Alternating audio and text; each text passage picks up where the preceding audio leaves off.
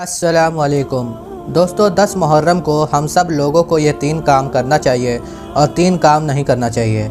यानी 10 मुहर्रम यौम अशुरा को 3 काम जो हमें करना चाहिए वो 3 काम कौन कौन से हैं, और जो 3 काम हमें 10 मुहर्रम को नहीं करने हैं वो कौन कौन से हैं। तो आइए दोस्तों, आज की इस वीडियो में हम जान लेते हैं कि वो 3 काम कौन कौन से हैं। नंबर 1, रोज़ा रखना। 10 मुहर्रम को रोज़ा रखने की बहुत ज़्यादा फजीलत हदीस मुबारक में आई हुई है। प्यारे दोस्तों, 10 मुहर्रम के रोज़े की बरकत से अल्लाह हमारे 1 साल के गुनाह माफ़ फरमा देता है। प्यारे नबी सल्लल्लाहु ताला अलैहि वसल्लम ने इस रोज़े को रखने की तलकीन फरमाई है।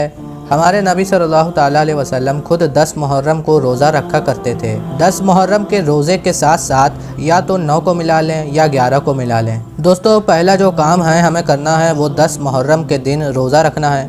नंबर 2, अल्लाह ताला से दुआ करनी है। प्यारे दोस्तों, दुआ मोमिन का हथियार है। अगर देखा जाए तो 10 मुहर्रम के दिन अल्लाह ताला ने एक कौम की दुआ कबूल फरमाई थी और अल्लाह ताला ने हज़रत आदम अलैहिस्सलाम की तौबा भी कबूल फरमाई थी।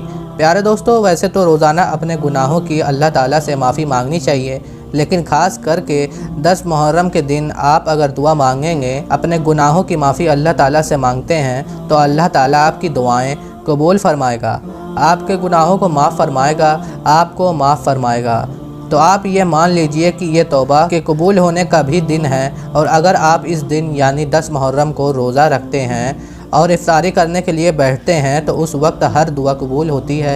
आप उस वक्त ज़रूर दुआ मांगें, और हर फ़र्ज नमाज के बाद हमें ख़ास तौर से दुआएं करनी चाहिए।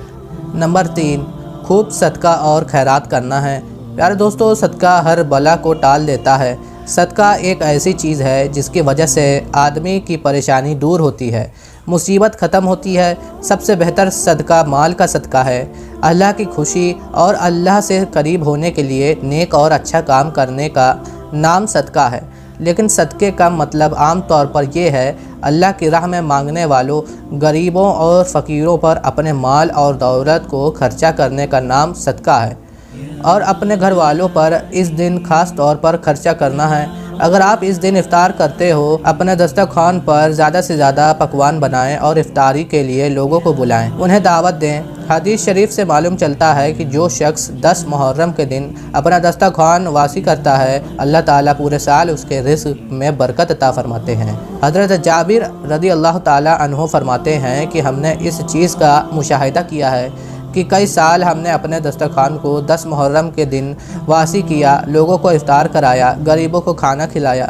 अल्लाह ताला ने पूरे साल हमारे रिज़्क़ में बरकत अता फ़रमाई। तो प्यारे दोस्तों, ये 3 काम हैं जो हमें 10 मुहर्रम के दिन ज़रूर करना है। दोस्तों, आइए हम आपको बताते हैं कि 3 काम कौन से हैं जो 10 मुहर्रम के दिन नहीं करना है। नंबर 1, नमाज नहीं छोड़नी है। नंबर 2, शरीयत के ख़िलाफ़ कोई काम नहीं करना है।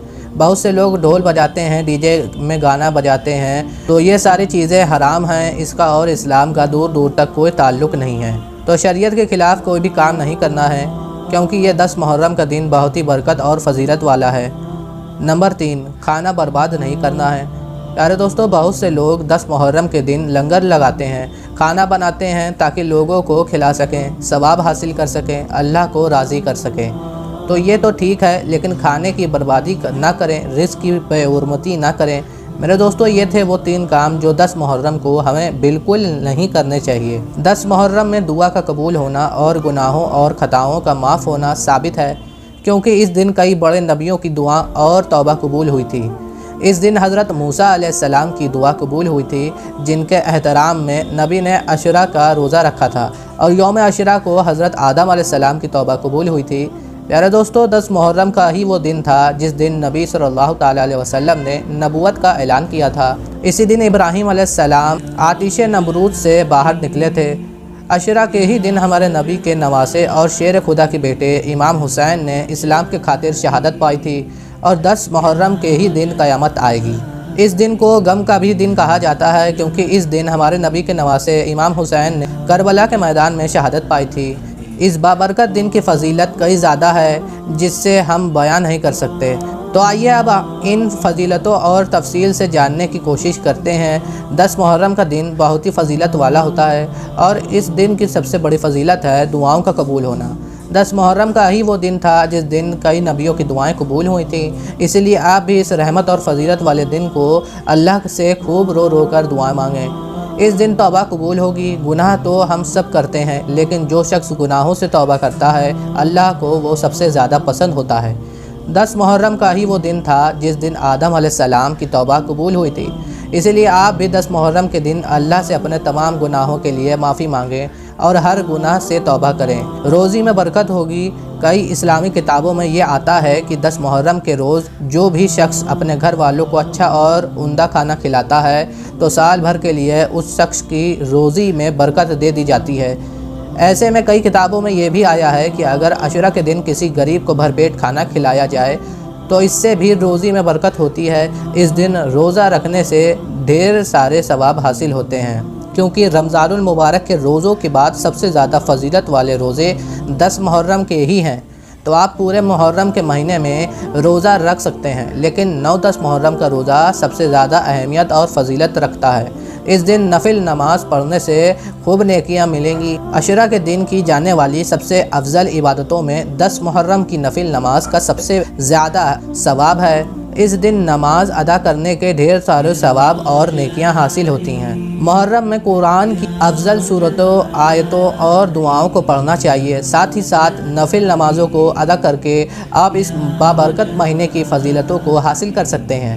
यूँ तो ऐसी बहुत सी इबादतें और दुआएं वगैरह मौजूद हैं जिन्हें आप मुहर्रम के महीने में पढ़ सकते हैं। चलिए चंद अफजल इबादतों को जान लेते हैं जिनको पढ़ने से काफ़ी ज़्यादा सवाब हासिल होता है। मुहर्रम में पढ़ने वाली चीज़ें: अशुरा की नमाज़ पढ़ें, तहज्जुद की नमाज़ पढ़ें, सलातुत तस्बीह की नमाज़ पढ़ें, तिलावत कुरान करें, सूरह यासीन की तिलावत करें, सूरह मुल्क पढ़ें, सूरह बकरा की आखिरी 2 आयतें ज़रूर पढ़ें, मगरिब की नमाज़ के बाद सूरह मुज़म्मिल पढ़ें, आयतुल कुर्सी पढ़ें, दरूद शरीफ ज़्यादा से ज़्यादा पढ़ें। तो दोस्तों, ये थी कुछ कुरान मजीद की सूरतें, आयतें और अफजल नमाज़ें जिनको अदा करना और मुहर्रम के महीने में पढ़ना मुस्तहब माना जाता है। प्यारे दोस्तों, हम उम्मीद करते हैं कि आपको आज की ये वीडियो पसंद आई होगी।